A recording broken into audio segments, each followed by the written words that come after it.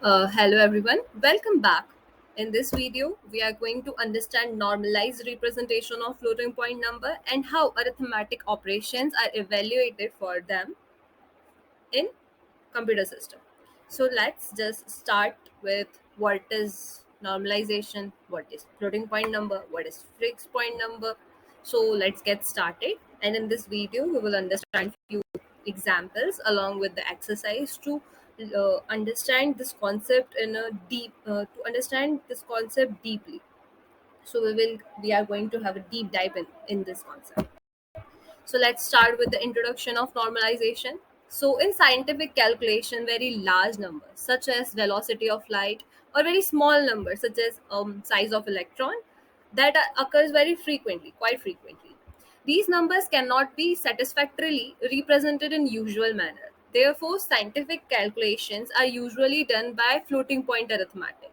The concept the concept of transforming a fixed point data into a floating point data is known as normalization, and it is done to preserve the maximum number of useful information carrying digit of the number.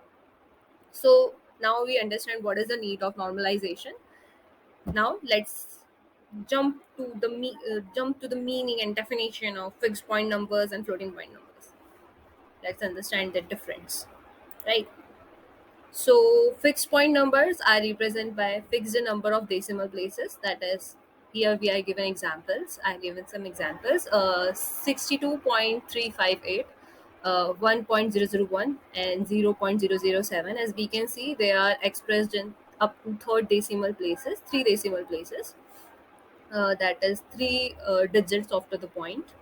Then we have floating point number. So floating point number have fixed number of significant places. Example, 6.236 multiplied by 10 to the power 3 and 1.306 multiplied by 10 to the power minus 3, which are all given as four significant figures, and the position of decimal point is determined by the powers of base. So as we can see here, a significant digit after the point is 3, that is 6.23 and 1.306, and we when we multiply it by 10 to the power 3, the significant digit will quite differ from each other with this press before and after.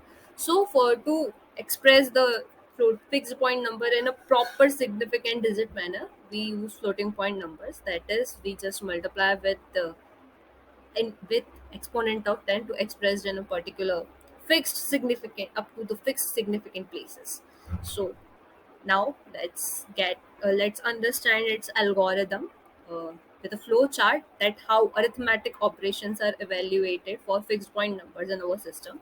So let's jump to that part. So let's understand this with the help of flow chart, that how addition and subtraction are performed on floating point number. So how addition and subtraction are performed? First, we will start and read number one and number two. In number one, we will take M1 and E1, and number two, we will take M2 and E2. So M1, M2 are basically mantis of number one and number two, and E1, E2 are exponents of number one and number two, respectively. So first we will just compare the exponents, if exponents are equal or not. So if the exponents are equal, we will take one variable m, and in that variable we will just add m1 and m2, mantis of both the numbers, or subtract m1 or m2 according to the operation. And then we will take one variable e, and in that variable we will just assign e1 or e2. As we all know, e1 and e2 are basically equal, so that in that way we will get the solution m and e of that operation on n1 n2. Now if e1 and e2 are not equal, then we will compare if e1 is greater than e2 or e2 is greater than e1. So e1 is greater than e2, yes, we will shift m2 by e1 minus e2. We have to make e1 and e2 equal, that's why we are doing this. And after shifting, we will in that variable m, we will just add m1 and m2. As we all know, just right now we have shifted m2, and then in e1 we will, in that e we will just assign e1. And now if e2 is greater, then we will just shift m1 by e1 minus e2, and in m we will just assign m1 plus m2 or m1 minus m2 according to the operation. And in e will be e2. So if e2 is greater than e1, then e will be e2, and if E1 is greater than, then E will be E1, and we will shift to M1 or M2 according to the comparison. Now after comparison we have get after making them equal, we got M and E. Now we will check if they are in generalized form. So if they are generalized, we will directly print M1 M or E, the solution.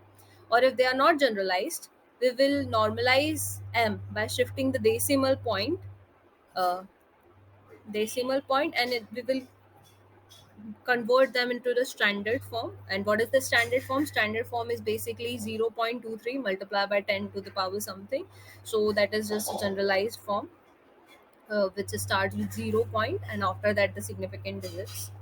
So we will normalize them and check the exponent of the solution. So if the exponent is greater than 99, then it will be overflow error. And if it is not greater than 99, then we are going to check if E is less than 99. So if E exponent of the solution is less than 99, then it will be underflow error. And if it is not greater than 99 and not less than 99, then there is no scope for any error. So now we are free to print our solution. We will print M and E, and then here our L flowchart stops, here our operation stops, and we are done with operation of addition and subtraction. Thank you. Now let's jump to the flowchart for understanding how multiplication and division happens in floating point number in our computer system. So now let's understand multiplication and division with the help of this flowchart. Multiplication and division in floating point number with the help of this flowchart. So let's start, and we will read N1 and N2. As it is, we will take M1 and M2. M1, M2 are mantis, and even E2 are exponents of number 1 and number 2 respectively. Then what we will do, it is very simple in case of multiplication and division. In case of multiplication and division, we will take one variable m, and we will multiply m1 and m2, or divide m1 and m2 according to the operation. And for exponent, we will add e1 and e2 in case of multiplication, and we will subtract e1 and e2 in case of division according to the operation it is. uh, it will be like that. So now after getting m and e, we will see if it is generalized or not. If it is generalized, we will directly print m and e. And if it is not generalized, we will make it in a normalized form. We will convert it into normalized form and check the exponent. If it is greater than 99, then it is underflow error, as we all know. And if it's not greater than 99, we will check if it is less than minus 99. And if it is less than minus 99, it is as usual underflow error. So we will check if it is not greater than 99, and if it is not less than minus 99, then therefore we have no error, and we will directly print m and e. And hence we conclude our flow chart, an explanation about how multiplication, division, addition, and subtraction are performed on floating point number in our system. Now let's jump on few solved examples to understand deeply how these operations work in our system. So let's jump on solved examples. So the wait is over. Here are some solved problems. Let's get started. First, we have to find the error message and solution. The task we have here is subtraction, n1 minus n2. We have given two data and two numbers in each data. So data 1, we have n1 is equal to 0.5452. An exponential part is minus 99, and n2 is 0.5424. An exponential part is minus 99. For data 2, the mantisas of both the number are same as data 1, but the exponent is 3, E3 in both n1 and n2. So as we can see in this problem, uh, exponents of n1 and n2 in both the cases are same. So we don't have to shift the mantissa of any number. We already have same exponents. We will directly subtract the mantissas of n1 and n2 and check the result. So after subtracting n1 and n2 in data 1, we will get 0.0028. An exponent will be minus 99. So since it is minus 99, it will give us underflow error, as we already seen in our flowchart. And for data 2, it will be simply 0.2800 E1.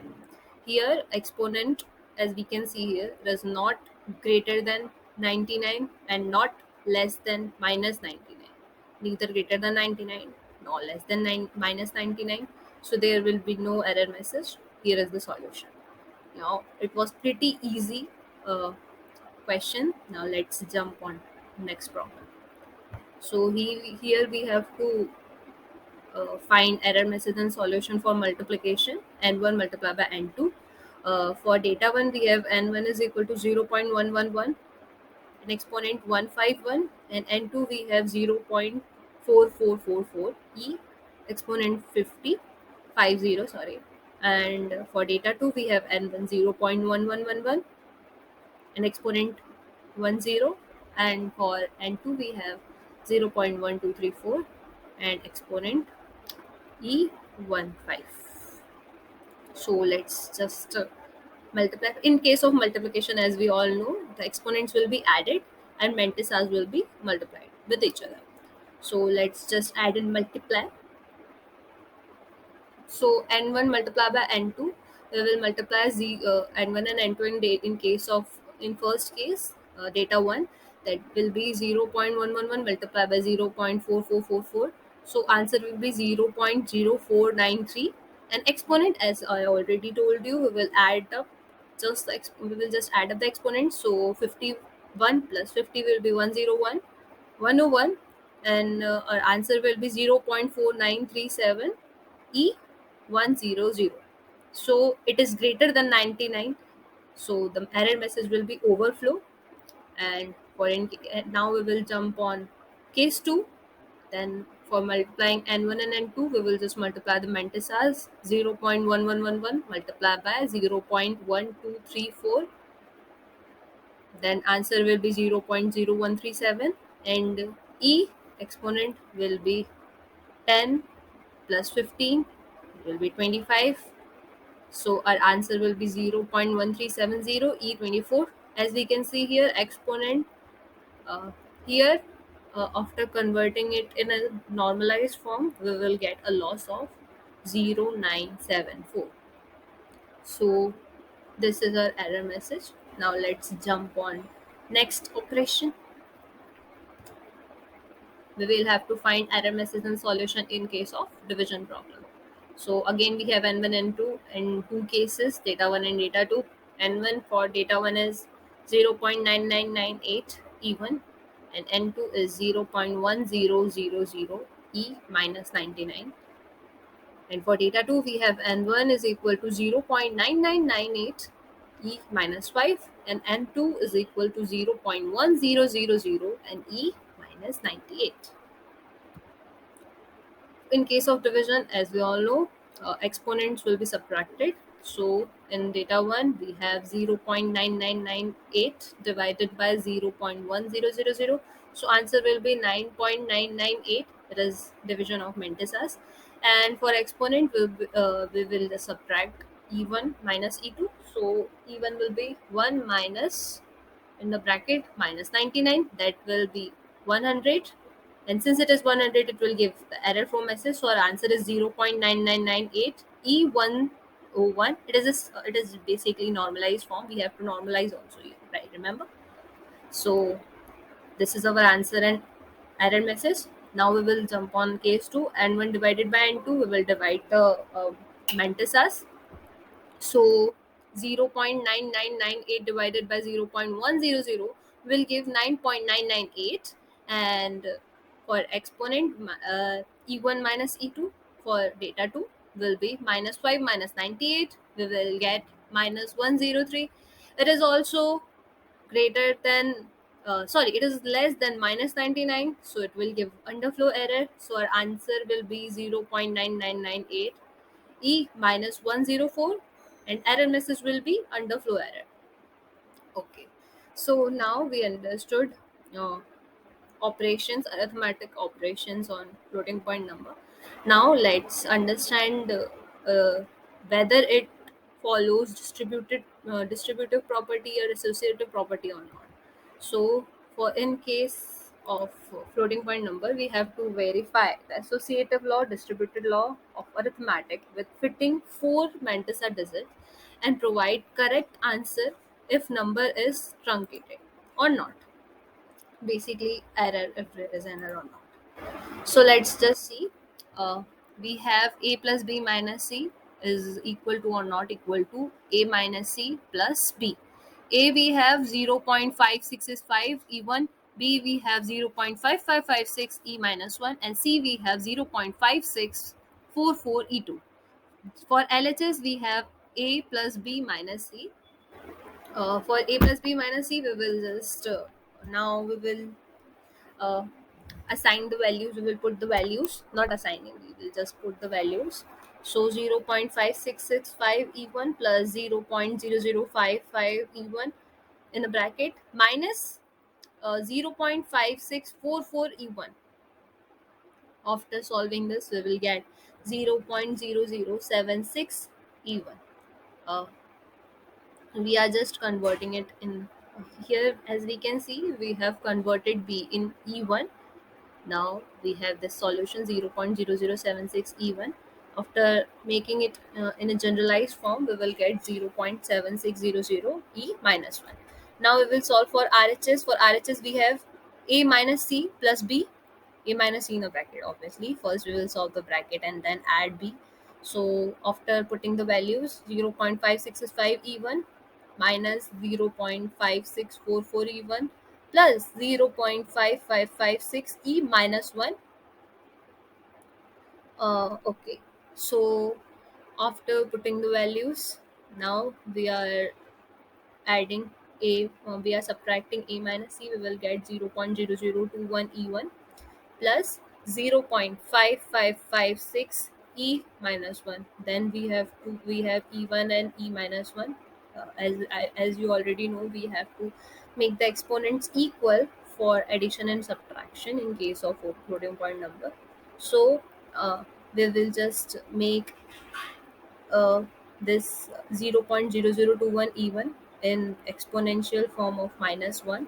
So we will get 0.21 e minus 1 plus 0.5556 e minus 1. Here we have both exponents as minus 1.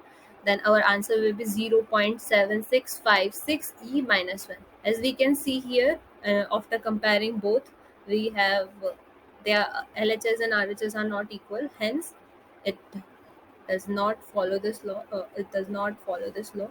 Now we will come on next law. We will check next law whether A in the bracket B minus C. We will check the distributive law is equal to or not equal to A B minus AC. So for A we will take A equal to 0.555 E1, and B we will take 0.4545 E minus 1. C we will take 0.4535 E1. For LHS, we will now we will just calculate the LHS part. A into and multiply by bracket B minus C. So A will be 0.5555 E1 in a bracket 0.4545 E minus 1 and plus 0.4535 E1. For E minus 1 and E1, we will just make it, exponents equal. As we have already seen in our flowchart, we have to, for addition and subtraction, we have to make our exponents equal. So after making exponents equal, adding them, we will get 0.5555 even in a bracket minus 0.449 even. And then after evaluating it, we will get minus 0.2494 E2. And now this is our LHS. Now we will check whether LHS is equal to RHS. So we will just evaluate RHS part. RHS part, we have AB minus AC. Putting the values, A 0.5555 E1 multiplied by 0.4545 E minus 1 minus 0.5555 E1 multiplied by 0.4535 E1. After solving it, we will get 0.2524 minus 25.1919. Uh, and after solving it, we will get minus 24.939. And after that, we will get 0.2493 E2 after converting it in a standardized form. Always, never ever forget to convert it in a standardized form, in a generalized form. We have to normalize this fixed point number, floating point number, as It is the generalized term for calculating scientific evaluations. We also know scientific calculations. We use standardized form. So always make answer, give answer in a standardized form. So it will be our answer, and hence we conclude that LHS is not equal to RHS. Therefore, neither the associative law nor the distributive law holds for these values. Thank you so much. Here we conclude our video. Thank you.